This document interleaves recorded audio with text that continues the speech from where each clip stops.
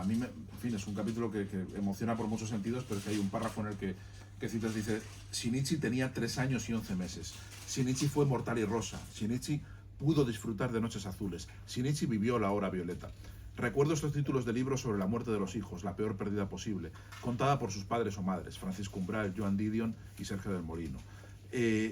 Y hablas en fin, de Shinichi Tetsutani, y me gustaría que contases un poco esta historia de los niños que aparecen y que van rondando por este libro. Sí, ese fue un capítulo muy, muy especial de contar. Curiosamente fue uno de los últimos capítulos que yo escribí. Cuando el primer borrador estaba listo, me di cuenta que faltaba quizá algo con el fenómeno de los niños. Y me di cuenta, después de viendo vídeos y fotografías de este último viaje del museo de Nagasaki, me di cuenta del triciclo. Digo, oye, vimos el triciclo, me acuerdo seguramente con Antonio, y digo, aquí hay una historia, ¿no? Entonces estuve investigando, viendo la historia del niño, ese triciclo absolutamente carbonizado, pero se supo la historia, hay una historia contada de Shinichi, ¿no? Y yo quería contar un poco por qué esos niños de Hiroshima fueron huérfanos, por qué al final murieron sin tener que hacerlo. Era una vida absolutamente totalmente malograda, ¿no? Y cómo al final los que sobrevivieron tienen un doble impacto emocional, tienen una doble vida totalmente lamentable. En este contexto está también la historia de Sadako, ¿no? Sadako es esa niña que murió por leucemia. Ella era una campeona en su colegio, una campeona de media distancia, ¿no? Y al final todos los niños hacen lista de origami recordando a la niña Sadako. Hay un homenaje a la paz, ¿no? Cuando ves cantar allí a We Are the World de Michael Jackson, ¿no? En el Parque de la Paz de Hiroshima, o cuando ves en Nagasaki todos esos nombres de esos niños, te das cuenta el impacto que tuvieron ellos, y cómo el silencio de los japoneses ha hecho que esta historia, incluso para los propios japoneses, sea tan cruda, tan especial, que incluso hay pocos libros de los propios japoneses contándolo. Sí hay libros, pero no hay con una profundidad. Punto de vista novelístico, sí, Lluvia Negra, por ejemplo, pero yo creo que ellos mismos, Japón, todavía le falta superar este drama. Yo no sé si verdad que el drama de Hiroshima no Nagasaki se superará con el tiempo, porque creo que tuvo un impacto tan tremendo. Y Europa, desconocemos tanto sobre esto, sabemos mucho sobre la Segunda Guerra Mundial en Europa, sobre todo sobre el fenómeno, todo el nazismo, Hitler, por supuesto, pero yo creo que ha habido un silencio a toda la guerra en todo lo que es el Pacífico, que yo creo que deberíamos de pensar todos los europeos, el mundo occidental, de empezar a cambiar. Bueno, pero es que también hay un problemón también en cuanto a la memoria, porque es verdad que Hiroshima y Nagasaki son atrocidades, pero suceden después de que el imperialismo de Japón haya también cometido un montón de atrocidades en Corea, en China, y que eran los nazis de Asia. Entonces, claro, esa doble... había que derrotarlos, y bien derrotados están, pero a la vez, claro, tienen ese estatuto de víctimas, pero también de verdugos. Entonces esa esquizofrenia es muy difícil de superar, ¿no? Es muy difícil de transmitir. Porque además porque todos esos niños, bueno, todos estos supervivientes que ya son mayores, que tienen 80, 90 y tantos años, ¿no? Cuando eran niños, cuando la bomba atómica, pues ellos estaban bombardeados por una propaganda diciendo que el ogro era Estados Unidos, y que en realidad ellos eran los buenos, y no se sabía por qué nos estaban atacando, y por supuesto no sabían nada de la matanza de Nankín, el tema de las esclavas sexuales en Corea y todas esas atrocidades de esa expansión imperialista japonesa durante los primeros 30 años del siglo XX, ¿no? En realidad yo creo que el emperador Hirohito pues evidentemente miró hacia otro lado, se dejó llevar por los oficiales y por el gobierno y tenía que haber tenido muchísima más autoridad para parar esa atrocidad en ese momento. Pero el problema muchas veces es confundir a un pueblo con un gobierno, ¿no? Durante muchos años, después de la Segunda Guerra Mundial, pues no, si tú eres alemán, eres un nazi, ¿no? Eres un japonés, pues eres un kamikaze o eres alguien totalmente odiable, ¿no? Pues entonces no, ese problema, eso muchas veces creo que hay demasiada, ¿cómo diría yo? Demasiada interrelación entre a lo mejor lo que es el pueblo que es víctima con lo que hace un gobierno, con lo que hace un dirigente, ¿no? ¿Esta historia se puede contar sin los testimonios de las víctimas? Es decir, ¿se puede hacer historia y entenderla de una forma distinta como lo has entendido tú, de una forma carnal y yendo directamente a las vidas y de una forma periodística, ¿no? Sí. Con un enfoque puramente periodístico? ¿Tú habrías podido, o sea, crees que se puede entender dentro de 50 años, cuando ya no existan todas esta memoria directa que tú has recogido en el libro? Yo creo que sí, yo creo que un historiador dentro de 50 años podrá hacerlo, ¿no? Y los periodistas somos historiadores del presente, ¿no? Tenemos que dar un testimonio para que dentro de esos un año haya un testimonio pues oral, escrito o audiovisual en este caso, para que se reflejen estos testimonios. Pero yo creo que es verdad que sin estos testimonios esa historia se queda coja. Y muchas veces no hemos querido escucharlo a ellos, ¿no? Y ellos tenían muchas historias que contar, ¿no? Afortunadamente, cuando ya han sido mayores, ya lo han querido contar, ¿no? Pero incluso ellos mismos, algunas veces cuando yo empezaba a hablar con ellos, me contaban la historia de una manera un poco, ¿cómo te digo yo? Un poco automática, ¿no? Y entonces había que escucharlo durante 10 minutos, ellos hablaban, y luego decían, vale, de acuerdo, esto es lo que siempre has contado a otro, has contado en un círculo a otros compañeros Hibakusa, o has comentado en un instituto o en un colegio, vale. Ahora quiero que me cuentes cómo se llamaba tu abuela. Quiero que me cuentes el color de tu habitación un día antes de la bomba. ¿Cuándo fue el primer momento que comiste comida caliente después del ataque a Nagasaki? Yo quería ese nivel de detalle. Y el problema para construir el libro, que muchos testimonios se repetían y entonces en cada testimonio había que quedarse con lo principal, ¿no? Podía haber escrito casi igual de extenso que el de Morisanga, casi todos, pero había que condensar y quedarse con lo principal. Yo me acuerdo, por ejemplo, del testimonio de Miko Okada, decía que ella odia los atardeceres, cuando es un tema que a nosotros, pues bueno, normalmente es en Instagram y todo esto, en todas estas fotos que tenemos en esta vida moderna, pues nos encanta. Queremos en una playa, un atardecer aquí en el parque de la Bordeta, ¿no? Que supongo que son estupendos, ¿no? Entonces, pues, pero ella decía no, porque tiene el mismo color que la tarde naranjada del 6 de agosto de 1945, cuando eso se incendió, cuando Hiroshima estaba la ciudad absolutamente incendiada, ¿no? Y muchas veces tenemos el recuerdo, o tenemos esa memoria de que Hiroshima y Nagasaki, bueno, murió mucha gente, pero bueno, fue unas muertes limpias, entre comillas, murieron de una manera instantánea y no hubo sufrimiento, para nada.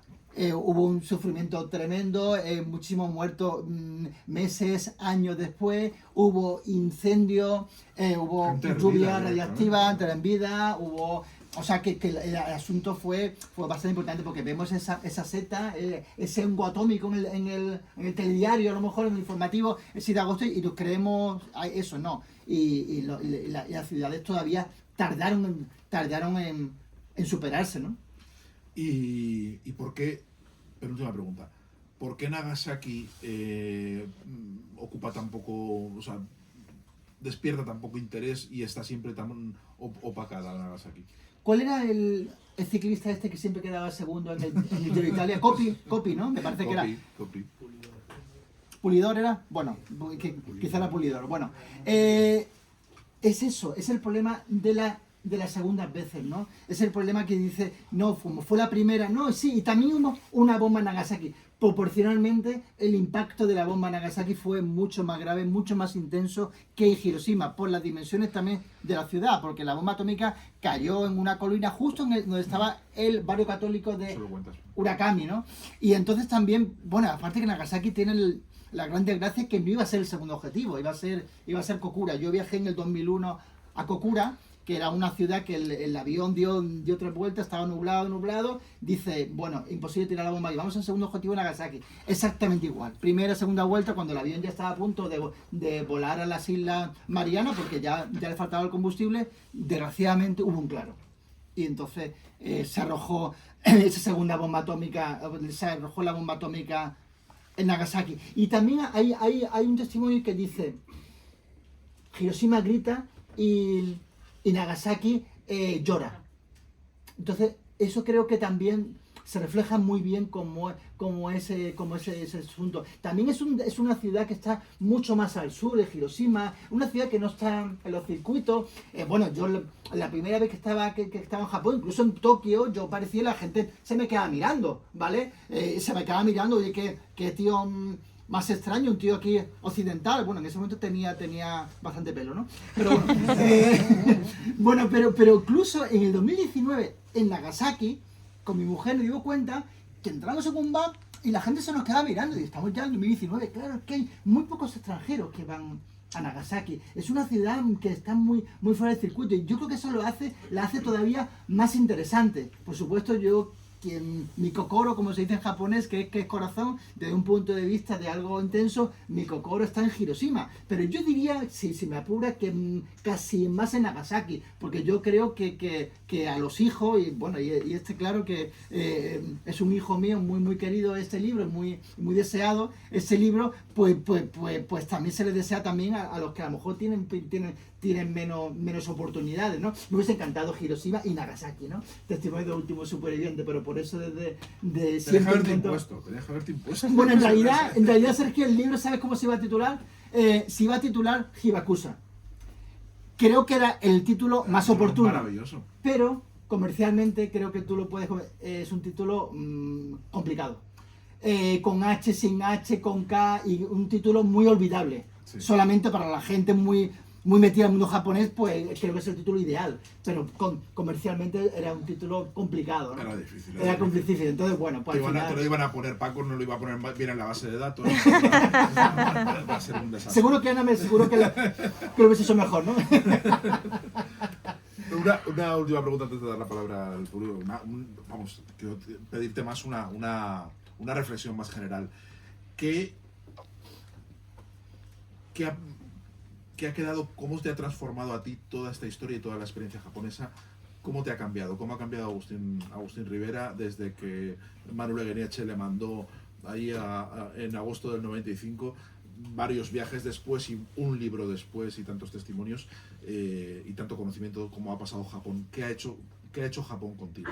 Pues bueno, a mí me cambió la vida profesional porque gracias a Japón, pues bueno, tuve mi primera experiencia internacional cuando conseguí trabajar en el Diario El Mundo como corresponsal en Tokio, pues evidentemente con ese aval, que había estado ya en Hiroshima y que conocía bien la cultura, pues fue algo bastante importante, pero sobre todo a mí me ha marcado el punto de vista más emocional, ¿no? Intentar escuchar, ¿no? Creo que esa empatía, esa capacidad que tienen los japoneses para escuchar, para entender al otro, para no creer que lo tuyo, que tu ciudad, sea Zaragoza, Málaga, Valencia o cualquier sea, lo tuyo es lo mejor, no, saber que hay gente muy diferente que al final pueden pensar como tú. En realidad, eso sí, yo creo que me ha marcado muchísimo, ¿no? Aparte de que, bueno, que estar en Tokio y estar en un metro, del metro de Tokio, una ciudad en la que circulan en el metro de Tokio 29 millones de personas cada día, eso te condiciona muchísimo, sí. Oye, pues vamos a abrir un poquito las preguntas, que seguro que hay un montón de curiosidades japonesas. Vale, estupendo, encantado. Las podéis hacer en japonés también, porque Agustín entiende perfectamente. Sí. Incluso como los yakuzas, incluso. Sí, podéis hacerlo. Así que, por favor, preguntad que tenéis la ocasión. Si se me permite, Sí. Sí. he entendido que usted ha contactado con varias generaciones. Sí. Desde luego la perspectiva de cada generación cambia en función de la circunstancia de una manera drástica. ¿Qué ha encontrado de común en esos testimonios de estas generaciones? Que yo creo que ya son 3 por lo menos, ¿no? Sí, son 3, sí. Bueno, yo creo que en común lo que he visto, que esa necesidad de no odiar al prójimo. Y yo creo que en comparación con algunos conflictos muy contemporáneos, desgraciadamente sin vía de solución, como Israel y Palestina, ¿no? Es que es tremendo esa gran diferencia que hay, ¿no? Como dos países que eran íntimos enemigos, como Estados Unidos y Japón, de un día para otro fueron acérrimos amigos, ¿no? Creo que no, en el siglo XX no hay ningún otro caso, y yo creo que dudo que la historia de la humanidad haya que sea tan rápido, ¿no? De ser íntimo enemigo a acérrimo amigo, ¿no? Yo creo que eso es el hilo conductor, ¿no? Es el hilo conductor de esas 3 generaciones, con sus particularidades, por supuesto, ¿no? Pero yo creo que mucha gente dice que al final con una tercera generación pues siente un poco más en rabia, ¿no? Y se siente un poco más duro de la primera y la segunda es un poco más pasota. No, yo he visto gente de 40, 50 años, 60 muy poco o 50 y tanto, que la verdad es que sí creen en esa causa de los Hibakusha, y sobre todo paz. O sea, se habla muy poco de guerra en el tema de Hiroshima, Nagasaki actual. Se habla de paz, se habla de por favor, vamos a aniquilar todo el armamento nuclear que hay. Y yo creo que eso sí es muy importante. ¿Os habéis fijado cómo han cambiado los adjetivos de íntimos enemigos y acérrimos amigos? Es decir, esto es un recurso muy de Agustín. Agustín es un estilista, es un escritor estupendo. El libro, no lo hemos dicho, pero el libro está escrito maravillosamente bien, de verdad, y tiene una elegancia en la prosa que da gusto, lo hace muy placentero, porque además juega muy bien Agustín con estas cosas. Bueno, gracias. Venga, más preguntas. ¿Quién quiere más preguntas? Es obligatorio preguntar. Oye, perdona, Sí, supongo que no está traducido al japonés. Aún no. Aún no. Es que me gustaría saber qué es lo que opinaban, claro, ahora es imposible, la gente que has entrevistado, qué opina de tu libro. Pero claro, ahora es un poco prematuro. Todavía es prematuro. Sí es verdad que a través de Ronnie Varga y también eso, pues se le ha acercado un poco esta versión, ¿no? Esta versión un poco, bueno, está en Amazon también se puede, aunque hay que comprarlo en papel, que es fundamental, pero bueno, para quien está en el extranjero, pues bueno, y si ha habido un acercamiento, y ellos tienen mucho deseo de que se traduzca primero en inglés, que será un poco más fácil. No es fácil, ¿eh? O sea, es un asunto complicado del tema de las traducciones y todo esto, pero bueno, se está intentando por parte de la editorial para intentar que sea una traducción, porque yo creo que sería importante, sobre todo por ellos, ¿no? Yo la verdad que sigo haciendo promoción del libro, que ha salido ya hace ya tiempo, porque yo creo importante que esa voz se sepa, ¿no? Y creo muy importante que esa voz de los Hibakusha no se olvide, ¿no? ¿Alguien más? Sí, por aquí. Sí.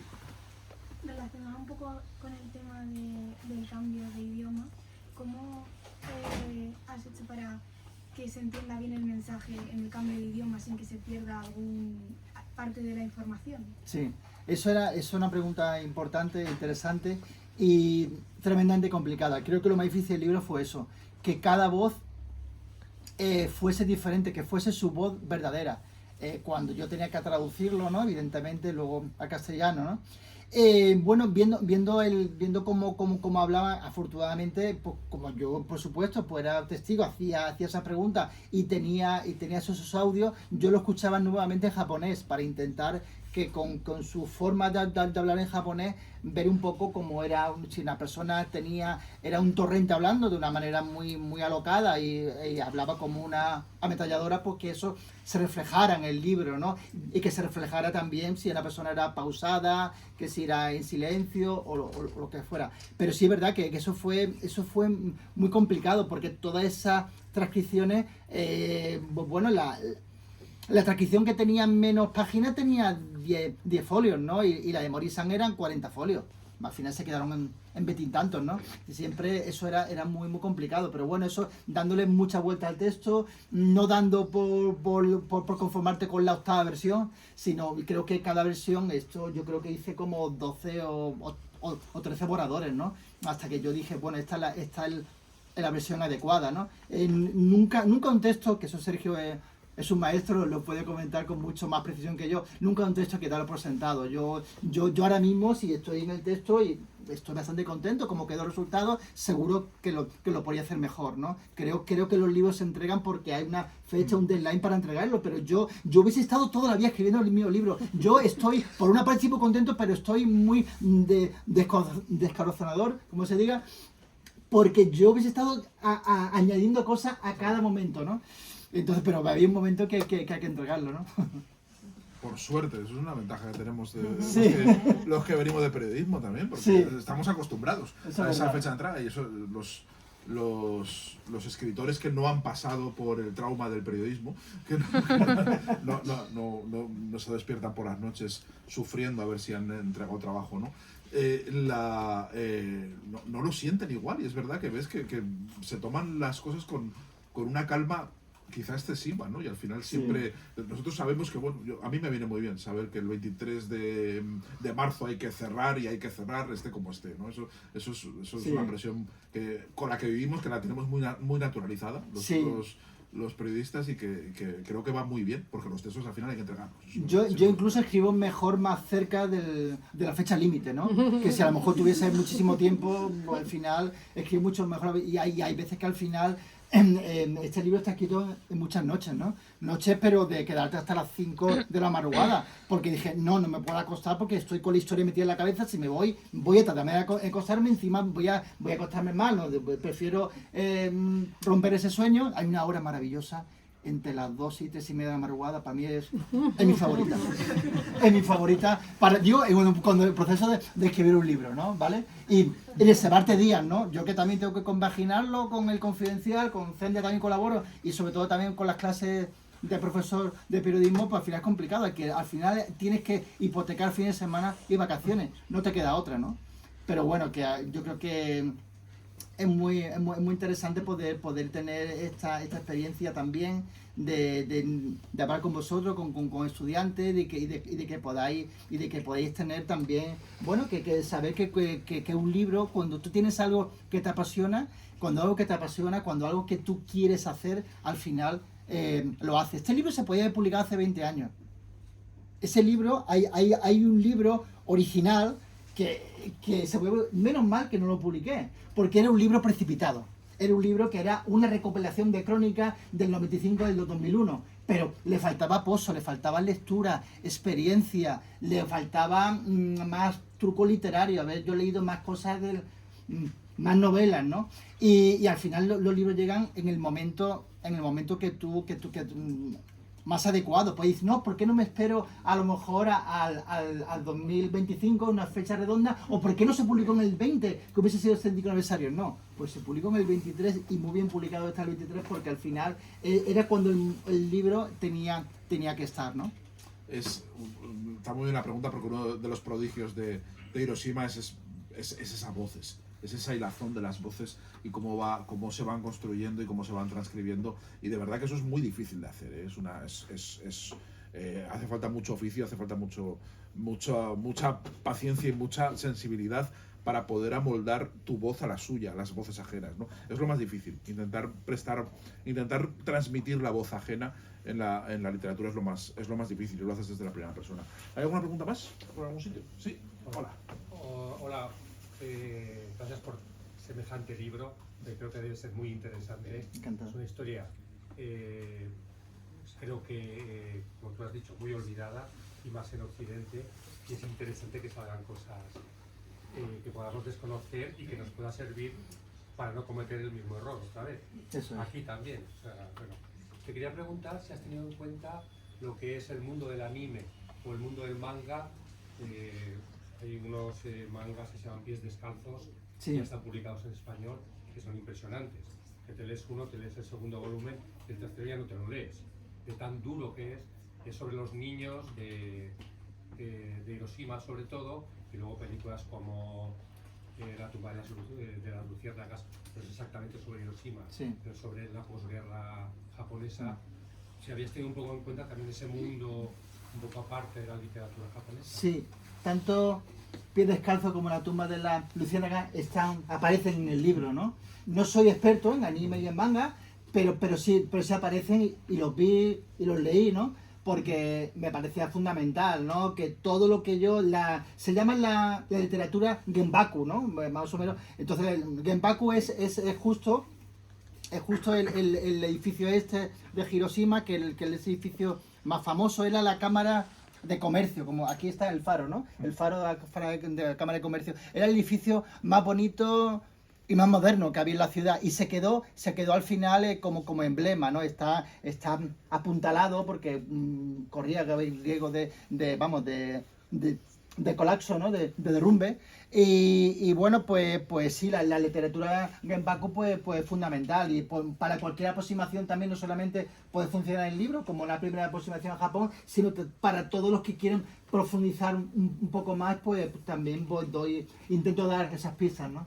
Sí. La crudeza que pueden tener los escritores y dibujantes de manga sobre el tema es muy, muy fuerte, ¿eh? Sí, sin duda. Sí, yo creo que una catarsis interior muy, que no sé, para nosotros aquí nos parece excesiva incluso. Sí, yo creo que son muy impresionistas y lo reflejan en el drama de una manera muy directa. Sí, efectivamente. Gracias. Hola Agustín, enhorabuena por la charla. Aquí un paisano tuyo de Málaga, por el ¿Qué tal? que te quería preguntar, porque no ha salido la conversación, pero Sí. en verano leí sobre el tema. ¿Qué te pareció la película Oppenheimer? Porque recuerdo leer que no te... Sí. Leí algo así como que era una oportunidad perdida. Sí, y sí. quería saber conocer tu opinión sobre la película. Vamos a ver, primero vamos a hablar viendo la película. No me gusta ser, no digo equidistante, pero me gusta ser ecuánime. ¿Quién decía eso? Eso lo decía Trapillo, bueno, sí, otro día. Bueno, me gusta, vamos a ver, la película es una gran película. Creo que es una gran película, de Hollywood. Yo creo que dentro de una semana se va a llevar, si no la gran película del director Nolan, se va a llevar muchísimas estatuillas. Eso sí, funciona muy bien como película de Hollywood, insisto, pero creo que ningunea la historia de los Hibakusa, porque creo que hay un momento de la película donde Oppenheimer se queda un poco alucinado y cierra los ojos, pone así con las manos y parece que está viendo imágenes de Hiroshima y no se ve. Y hay un momento también con voces, con ruido, ¿no? Que que asemeja un poco a lo que pasó en Hiroshima y Nagasaki. Y bueno, es verdad que el Nolan hace unos días en el New York Times había una entrevista que él decía, no, es que es mejor dejarlo sutil porque ya todo el mundo sabe, si tú lo dices claramente al final eso. Pero yo creo que no, yo creo que esta causa, el tema de los Hibakusa es tan desconocido fuera de la gente un poco especializada o le gusta Japón o fuera de Japón, que yo creo que al menos alguna imagen tendría que haber salido. Y es más, hay un momento de la película que se frivoliza. Bueno, vamos, ¿dónde lanzamos la bomba? No, en Kioto no, porque ahí estuve de luna de miel, por favor. Eso no fue la causa, ¿entiendes? O sea, se fue que Kioto no se quería lanzar la bomba en Kioto porque es como nuestra Salamanca o Toledo, ¿no? Son dos ciudades muy, muy monumentales y decía, no, ahí está la esencia del auténtico Japón, ¿no? Entonces yo creo que sí, que es una oportunidad perdida, valorando bien la película, por supuesto, desde el punto de vista cinematográfico y técnico, ¿no? Si me permite, es que perdón. Oppenheimer conecta con algo de lo que usted ha dicho, porque la lógica de la industria militar es que si un artefacto se diseña, ese artefacto se tiene que poner a prueba. Entonces tenía que haber una primera vez. Quizá esa primera vez y esa segunda vez han evitado otra posible, que hubiera sido posterior, prueba nuclear, que la hubiera habido indefectiblemente. Porque la lógica de la industria yo no la concibo de otra manera que esta que le planteo. Se diseña un aparato, hay que ponerlo en funcionamiento y comprobar sus efectos. Porque si no, ¿para qué lo hemos hecho? Sí, pero yo hablo de causas humanas, ¿no? Y entonces para mí el factor humano es decisivo. Y creo que lo que yo como periodista, como reportero, como autor, era lo que quería destacar. Pero entiendo esas razones militares y logística, por supuesto, pero ¿por qué Nagasaki en cualquier caso, no? No, yo iba a preguntar que por qué Hiroshima, porque Nagasaki ya nos has explicado, Sí. pero ¿por qué Hiroshima? Bueno, en Hiroshima porque era una ciudad que, bueno, se lanzó la bomba atómica en Hiroshima y Nagasaki porque eran dos ciudades grandes que no habían sido bombardeadas, ¿vale? O sea, lo que quería era un objetivo que nunca había sido para comprobar precisamente cómo eran los efectos de la propia bomba. Pues queridos, yo no os quiero engañar, es una conversación muy agradable, muy a conversar, pero sobre todo estamos en una librería y aquí se trata de vender libros, así que ha sido una encerrona, aquí es para que paséis por caja todos y luego que Agustín sea con su disposición a firmaros con muchísimo gusto los ejemplares, así que os dejo con él y agradeceros a todos y a Agustín que haya venido desde Málaga para traernos Hiroshima y para contarnos. Un placer. Ha sido un placer enorme. Muchísimas gracias. Muchísimas gracias.